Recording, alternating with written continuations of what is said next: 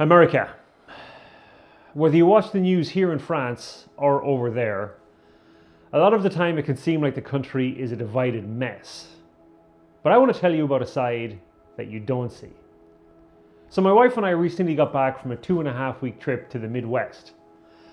One of the highlights was a 10-hour drive through the states of Wisconsin, Illinois, Indiana, and Ohio. I was really looking forward to being on the open road. The first snag we hit was with our rental. The day we went to pick up our pre-booked car, the Hertz agency had shut down all their offices. After numerous calls, they cancelled our booking and we were left without a vehicle. So we tried another well-known agency and nothing. And then a couple who lived in the area and heard about what we were going through gave us their car for the week. We were about to put a couple of thousand miles on their car and they wouldn't even hear about accepting money for it. And they also gave us $50 in gas money. So we left the next morning filled with gratitude and disbelief. On our trip, the first stop came about 3 hours into the drive and we pulled up at this old mall that had a bathroom, a McDonald's and a Dunkin' Donuts. After visiting the restrooms and getting some breakfast, we felt we needed a fine American donut to send us on our way. Donuts just aren't that good here in France. And so my wife goes to the lady behind the counter, who looked tired and bored, and asked her for her finest Boston cream.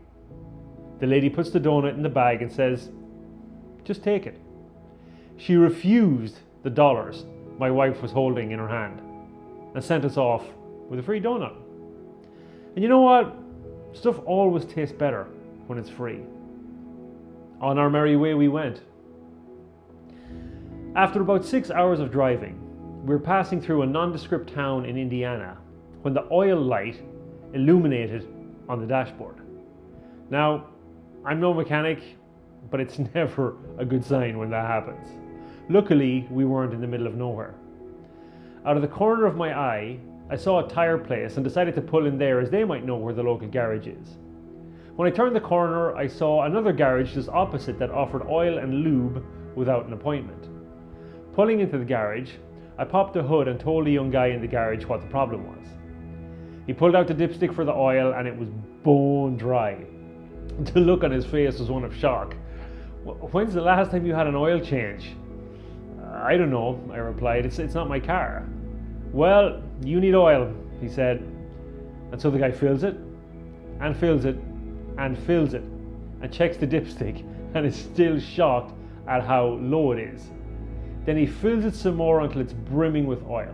He drops the hood, wipes his hands in the oily rag sticking out of his overalls pocket, and squints at me in the blinding sun and says, "You're good to go."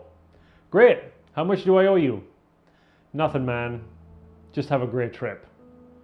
We drove out of there flabbergasted at the kindness he showed us. We eventually made it to Columbus, Ohio, and spent an amazing few days with our friends. One of the days we were there, some guys came to their house to cut some trees around the property. I was heading out to stretch my legs and see the neighborhood when two of them hollered at me. I turned to talk to them and it was immediately apparent that we came from very different backgrounds. They asked me about my thoughts on the US and Ohio, and even though we look at the world very differently, we had an amazing conversation that was not only enlightening, but respectful. We had so much more in common than we first realized.